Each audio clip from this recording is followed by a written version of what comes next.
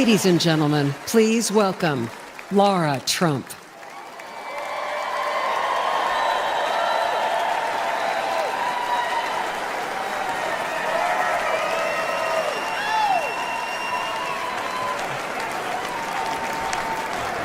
Whoa! I don't feel like I actually have to ask this question, but is anybody in this room ready to send Donald Trump back to 1600 Pennsylvania Avenue?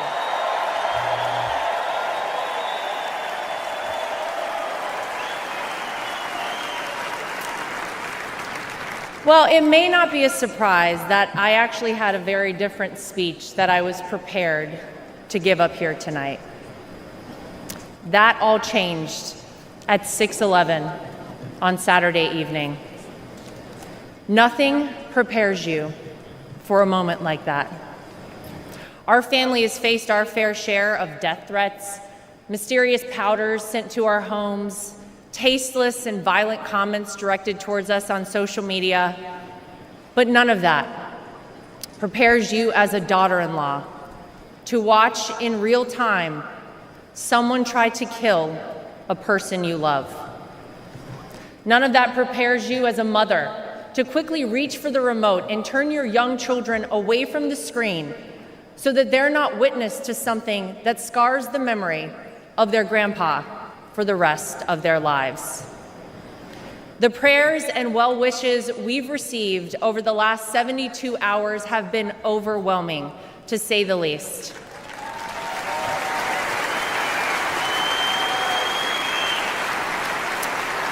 And my heart goes out to the family who lost a husband and a father because of this senseless act. All of you here tonight and watching at home mean the world to all of us in the Trump family.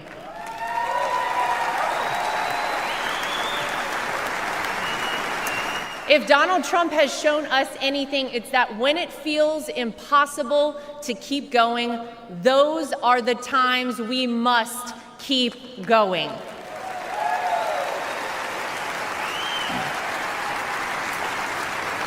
I don't know how many people here or watching at home have ever been to a Trump rally, but if you've never been, let me tell you about them. Oh, some of you have been.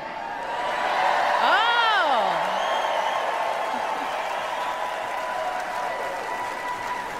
Regardless of how the media have painted these rallies, you would be hard-pressed to find and to join a happier group of people coming together over their love for the greatest country on earth, the United States of America.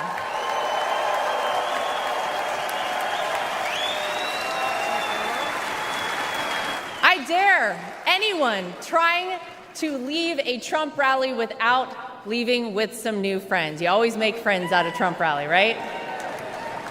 Veterans, teachers, blue-collar workers, white-collar workers, active duty military, police officers, firefighters, small business owners, Latino supporters, Christian supporters, Jewish supporters, black supporters, white supporters, Asian supporters, gay supporters, Republicans, independents, and yes, even Democrats.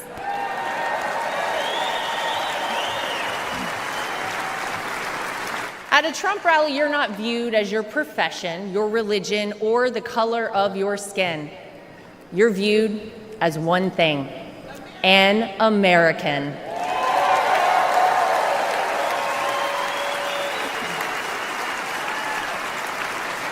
Last Saturday was a jarring reminder that we, as Americans, must always remember: there is more that unites us than divides us. We all want this country to be great, even if we don't always agree on the best way of doing that. And with every bone in my body, I can tell you that all Donald Trump wants to do and has ever wanted to do is make this country great again for all of us.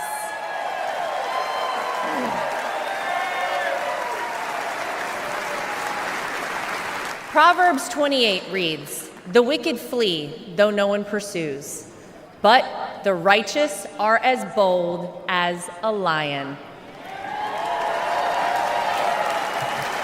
And that truly epitomizes Donald Trump. He is a lion.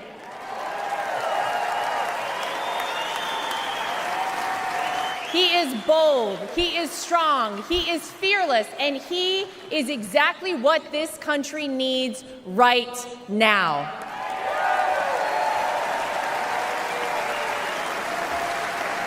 Let's not forget what life actually looked like under President Donald Trump. Trade deals across the world that benefited our economy, allied countries paying their fair share, a safe and secure southern border, record low unemployment rates for African Americans, Hispanic Americans, Asian Americans, and women, record investment in historically black colleges and universities, the creation of the United States Space Force, the most comprehensive prison reform in decades. How about the peace agreements in the Middle East that they said would never happen?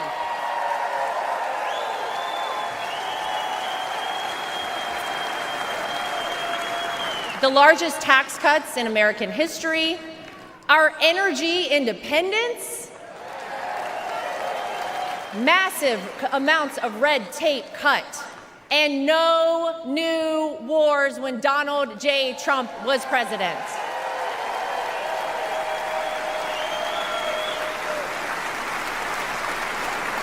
Maybe, most importantly though, you could actually feel it in your everyday life.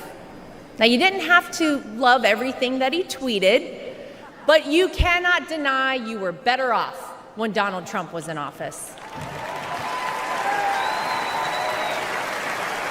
Americans were finally able to start saving money.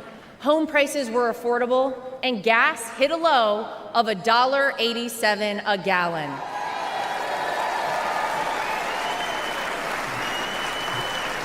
As I speak here tonight, many of our fellow Americans don't know how they'll pay for their next trip to the grocery store, new clothes for their children, or this month's rent. Many of our fellow Americans worry that we are on the verge of a major terror attack here on American soil. Many of our fellow Americans don't think their own children will be able to establish a better life than they themselves currently have. Many of our fellow Americans are right now sitting and wondering how on earth this country could have moved in the wrong direction and so quickly. The Democrats and the media know that they cannot convince you, the American people, that your life is better off now, because it's not. So what will they do? They'll try to sell you on some outrageous narrative about the terrible things that Donald Trump will do if he becomes president. But you don't have to imagine what it would be like. All you have to do is remember what it was like.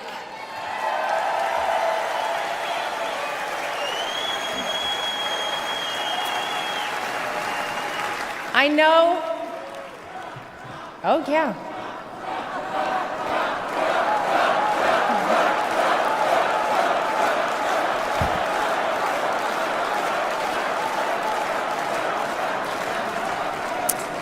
I know what you hear out there about Donald Trump.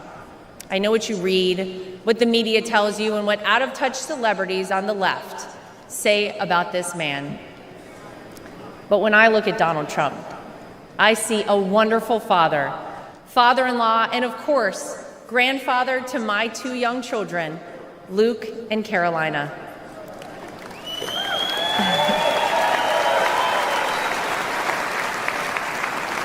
I know that I'm lucky enough to get to call him my father-in-law and see him a little differently than all of you.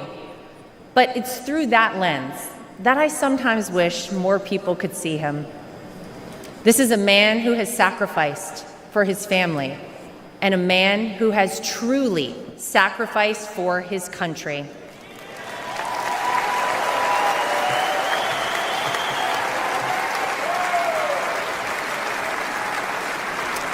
Donald Trump didn't need to run for president for fame or money. Trust me, we all know he already had plenty of that. I'll tell you why he did it and why he continues on, even in the face of the unthinkable, because he loves this country.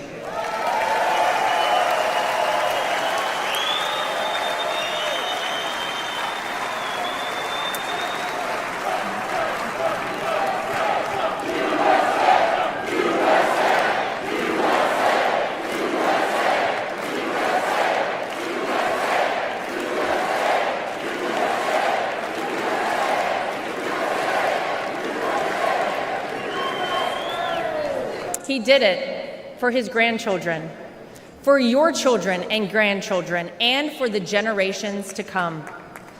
I have seen this man dragged through hell and back, in and out of courtrooms, indictments, impeachments, mugshots, and even an assassination attempt.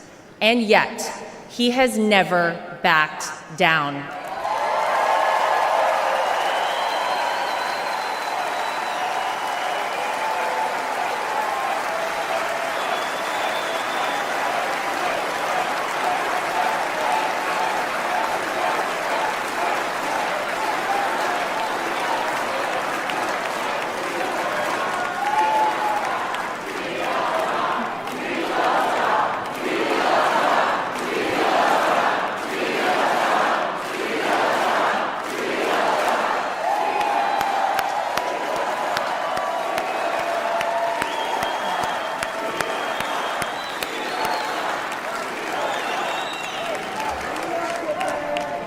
I'll never forget watching my two children run up to him with their drawings and hugs for Grandpa, just moments before he took the elevator down in Trump Tower to address the media the day after his wrongful conviction. Despite everything else he had going on, he had no other focus in the entire world, just a man relishing time with his grandchildren. It's a side of Donald Trump that not enough people get to see. Maybe you got to see a side of Donald Trump on Saturday that you were not sure existed until you saw it with your own eyes. Martin Luther King Jr. once famously said, "The ultimate measure of a man is not where he stands in moments of convenience and comfort, but where he stands at times of challenge and controversy."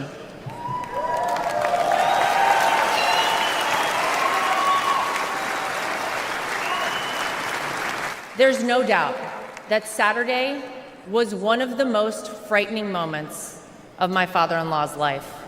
Millimeters separated him from life and certain death.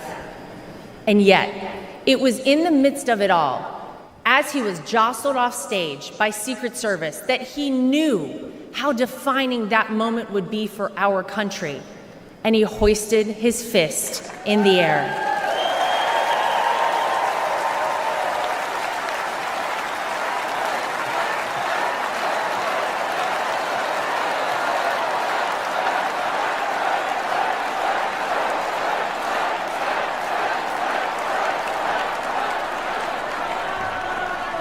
It was not just for the audience at the rally, not just for his supporters tuning in, but for all of America. And as a signal to the world that no matter what, America will always prevail.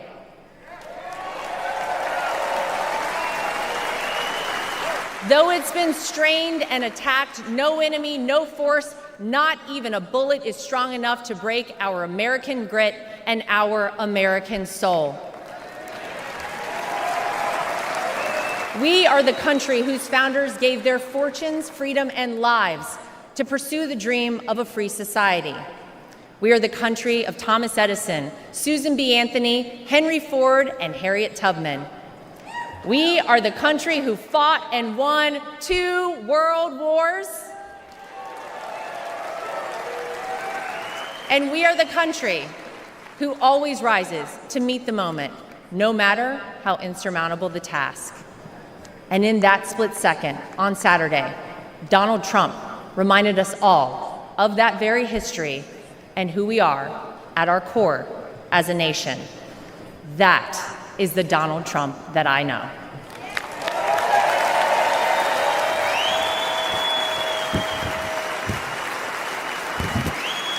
He is an American who conquered the business world, an American who made himself a household name, an American who was beloved by politicians and fellow celebrities for decades until he ran for office with an R next to his name. An American whom even Barack Obama admits people consider the American dream.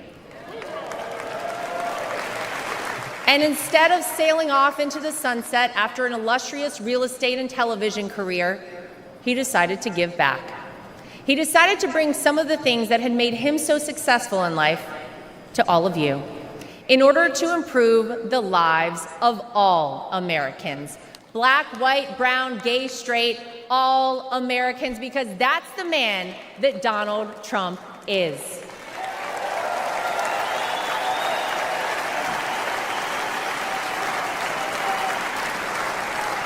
I can tell you that my personal experience with Donald Trump has shown me his heart. There wasn't a second that he made this small-town girl who was way out of her element in New York City feel anything but welcomed and part of the family. And if not for the support and encouragement of my father-in-law, I wouldn't be where I am today. It's been said by many that Donald Trump sees things in people that they don't even recognize in themselves. In 2016, when he asked me to help him win my home state of North Carolina, I'll be honest, I was terrified. I had no idea how I would make it happen, but he knew I would, and I did.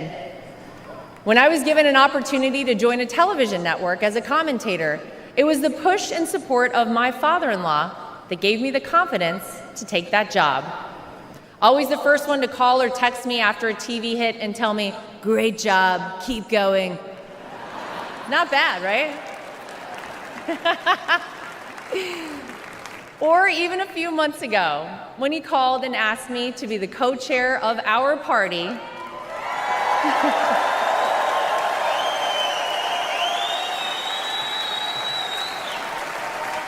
he showed me potential in myself that I couldn't yet see.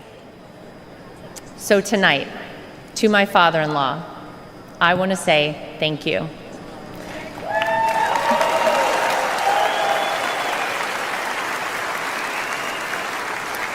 Thank you for your resilience. Thank you for continuing on. Thank you for raising wonderful kids. Thank you for being an amazing grandfather. Thank you for never giving up on me. And thank you for never giving up on our country.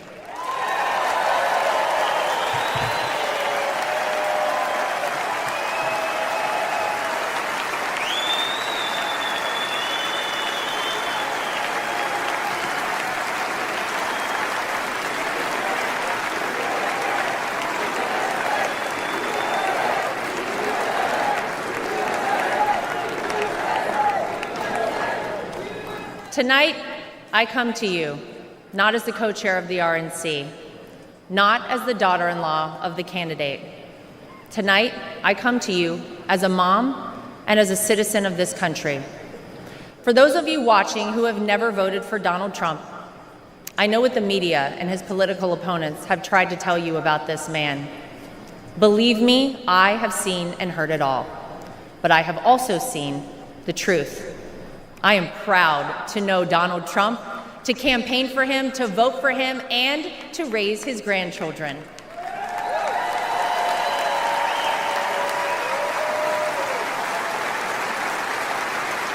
He will do what is necessary to protect you, protect your family, and protect this country. Because Donald Trump wants us all to be successful, to be safe, to be happy, to be strong, and to be great again.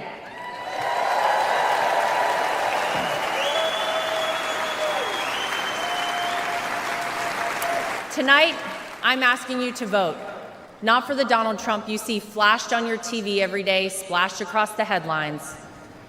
Tonight, I'm asking you to vote for the Donald Trump that Luke and Carolina call Grandpa. I'm asking you to vote for the Donald Trump that my husband Eric calls Dad.